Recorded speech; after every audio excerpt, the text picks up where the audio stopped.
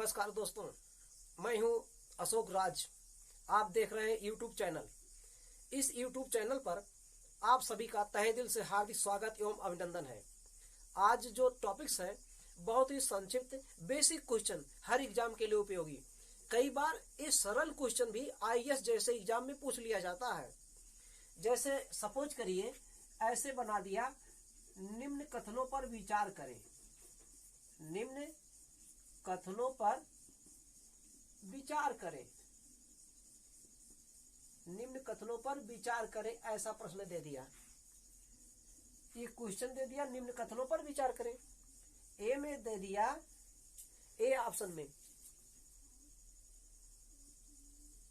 ए नहीं 1 में लिख दिया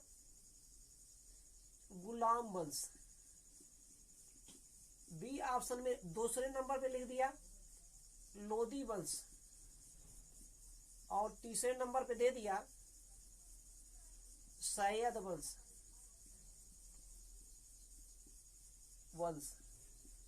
गुलाम dynasty, Lodi dynasty, Sayyid dynasty, Syed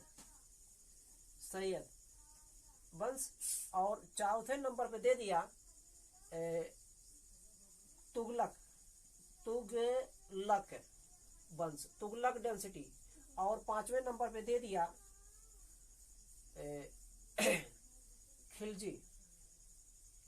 Khilji वंश। अब इसमें से ऐसा दे दिया, इस प्रकार का बना दिया, नंबर 1 नंबर 2।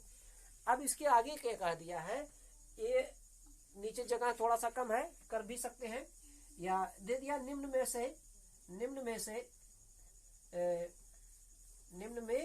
से कौन सा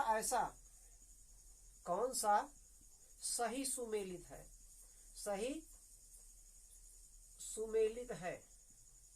सुमेलित है जो कि आगमन काल की दृष्टि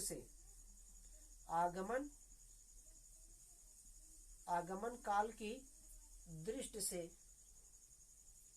पहले से अंतिम,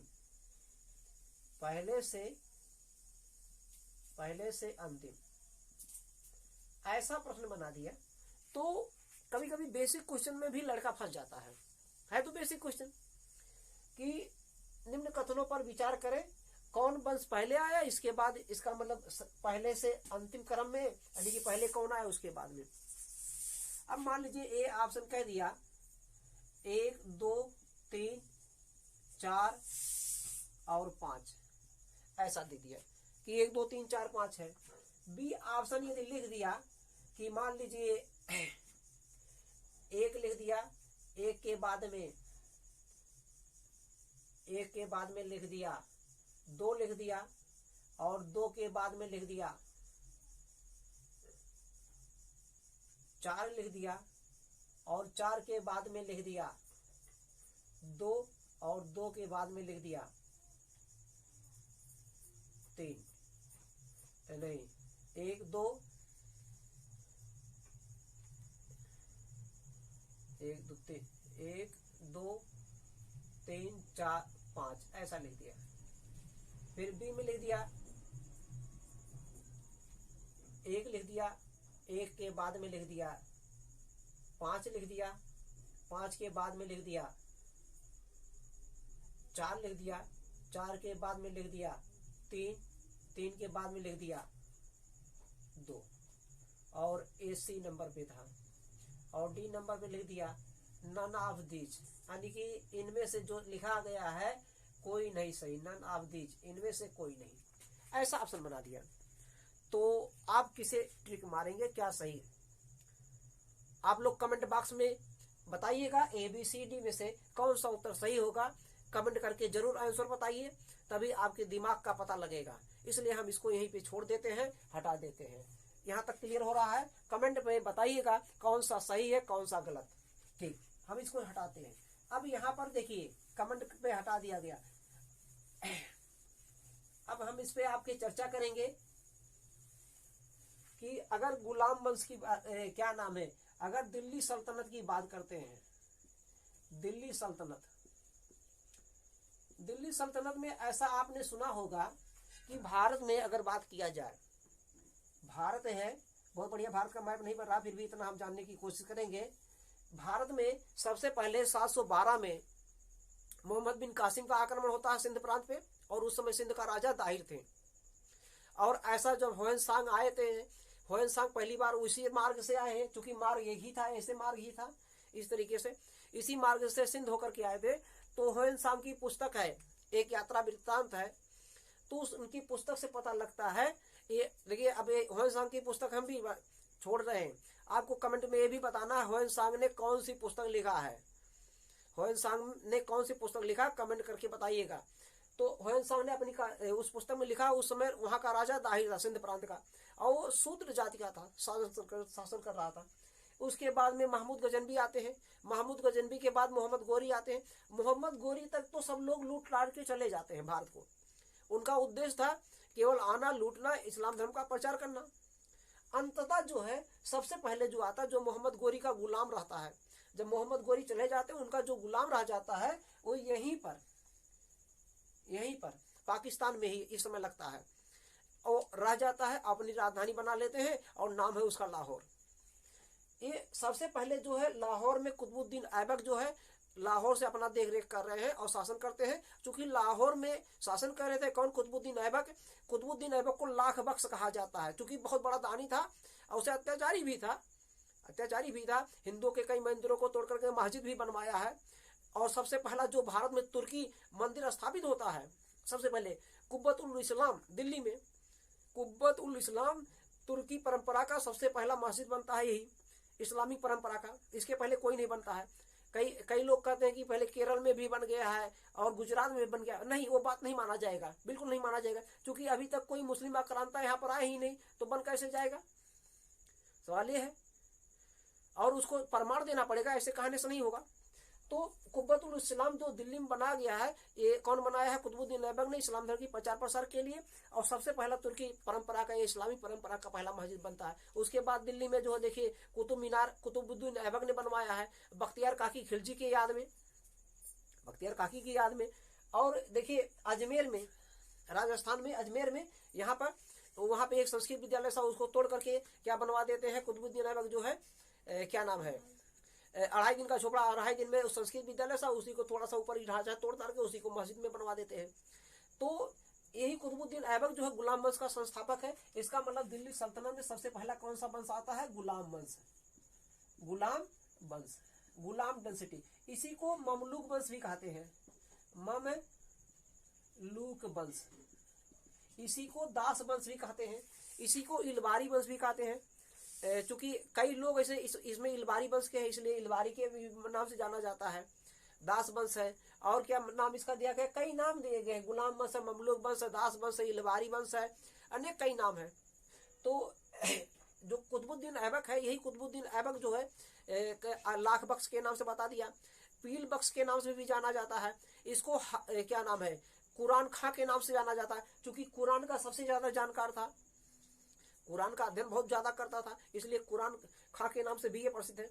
तो पहला कुल मिलाकर दिल्ली सल्तनत में कौन सा वंश आता है, गुलाम वंश। और कौन स्थापित करता है गुलाम वंश का स्थापना कौन करता है, इसको इंडिया को मिटा दिया जाए यहाँ से भैया।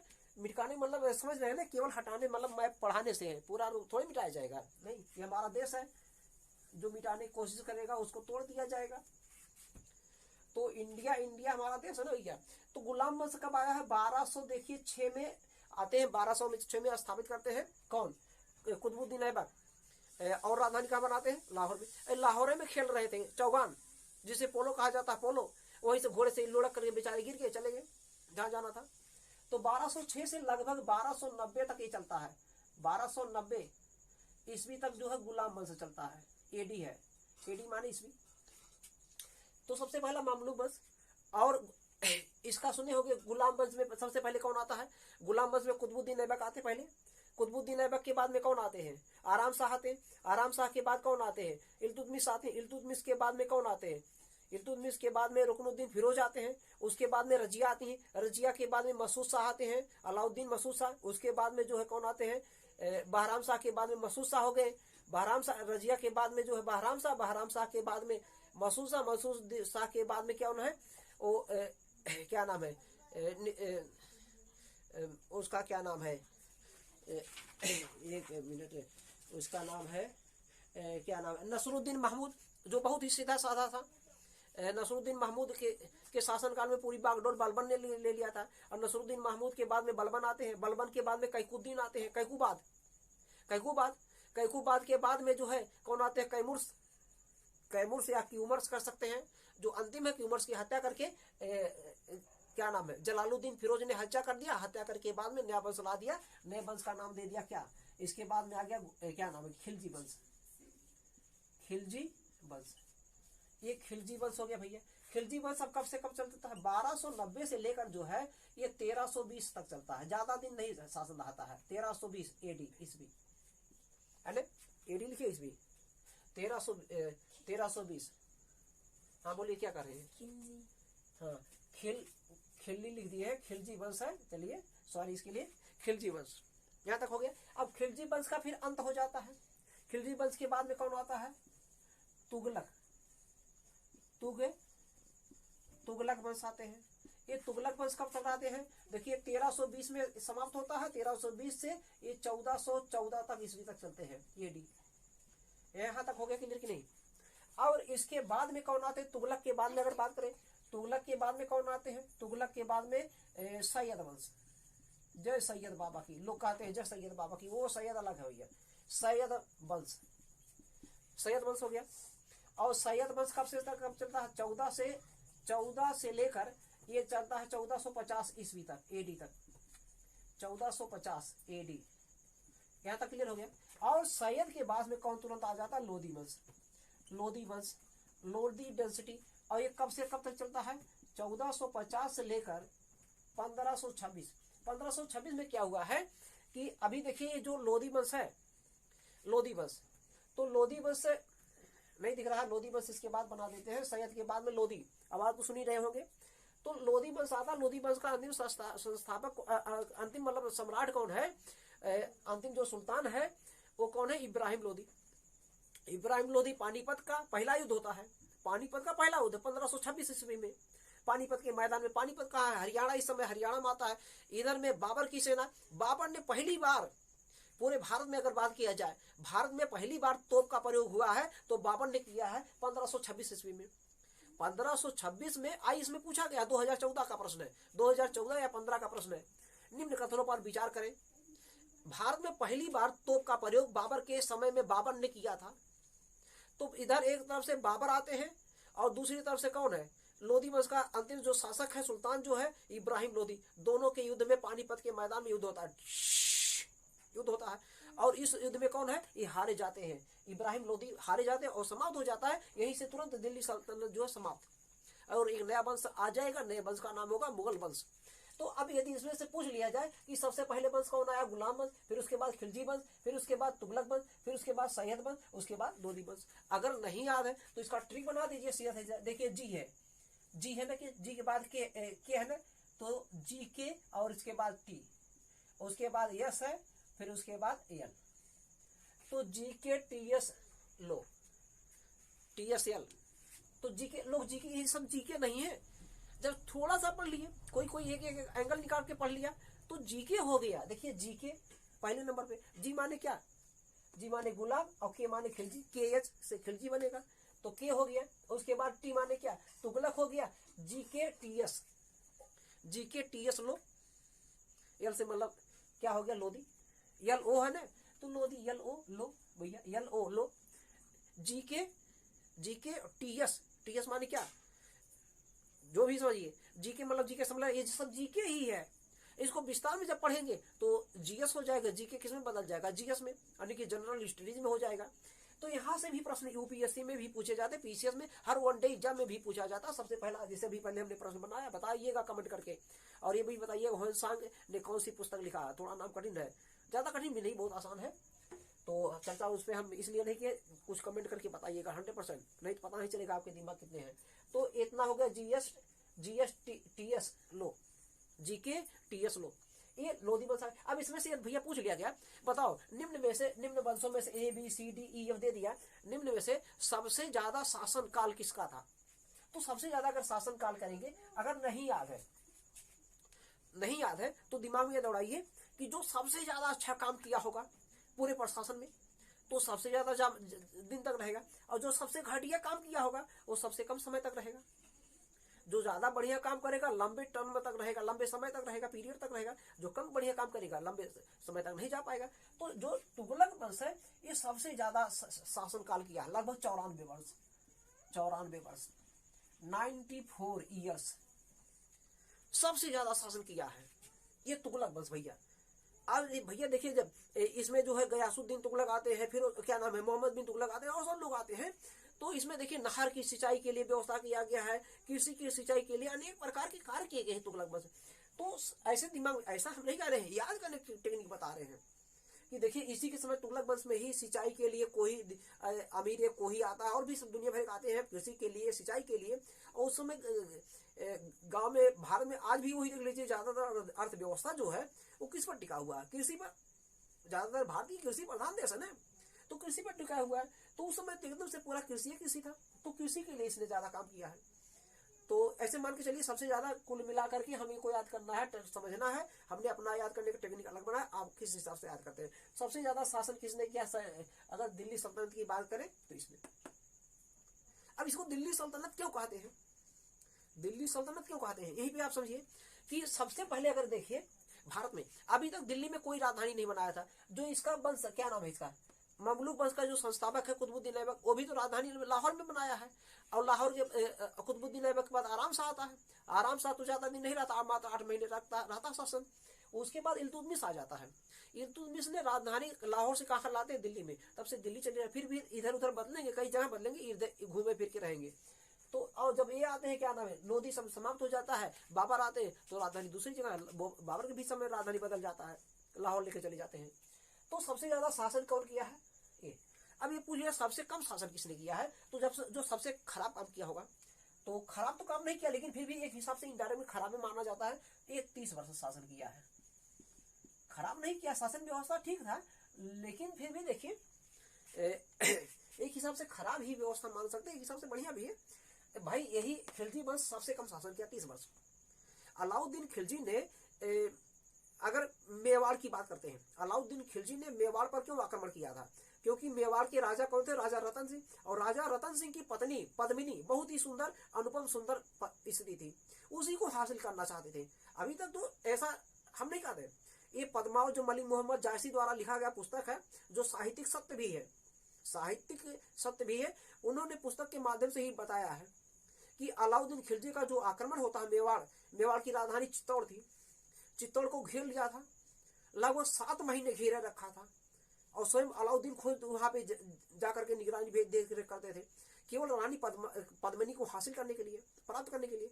तो क्या ये सही था? दूसरे की पत्नी को हासिल करना सही है या गलत? कमेंट करके बताइए। तो गलत काम किया कि नहीं? अंततः जो है वहां की रानी पद्मिनी जो है, मेवाड़ की जो राजा रतन सिंह की पत्नी जो है, अंततः जौहर कर लिया कि नहीं? जौहर कर लिया कि नहीं? जौहर कर मतलब होता है क्या, यानी कि जब राजपूतों में ऐसा सिस्टम था, सब में नहीं, केवल राजपूतों में जौहर मतलब जौहर करने का मतलब क्या होता है कि जब राजा हार जाते थे युद्ध में, जब राजा हार जाते थे तो रानियां जो उनकी रहती थी, वो एक गड्ढा खुदाया जाता था, गड्ढे में लकड़ी उगड़ी उपले जो भी रहते थे उसी में जला दिया जाता था, चलता रहता था। रानियां कूद करके उसी गड्ढे में जो है आग गड्ढे में बनाया जाता था, उसी में कूद करके जल जाती थी, मर जाती थी, अपने शरीर का अंतिम संस्कार कर लेती थी, अंतिम उन मर गई। तो अपनी ऐसा मान मर्यादा इज्जत बचाने के लिए ऐसा रानियां करती थी। क्योंकि राजा हार गए हैं, और अगर नहीं जो कूदेंगी तो वो जो है जाएंगी, जो जीता रहेगा उसकी पत्नी बन के रूप में जाएंगी। कहीं हुआ भी है, कहीं ऐसा हुआ है। जब अभी यही देखिए अलाउद्दीन खिलजी जब गुजरात पर अभियान करता है, गुजरात के अभियान पे, तो वहां का राजा जो हार जाता है, उसकी पत्नी कमला देवी को अलाउद्दीन खिलजी ने अपनी पटरानी बना दिया है, पटरानी बनाया है। पटरानी मतलब क्या? हेड रानी, हेड क्वीन। और उसको उपाधि दिया है, और उस उपाधि का नाम अगर आप जानना चाहेंगे हमारे पास है, किताब में भी लिखा गया है। तो उपाधि में क्या दिया था उसको, जहां ये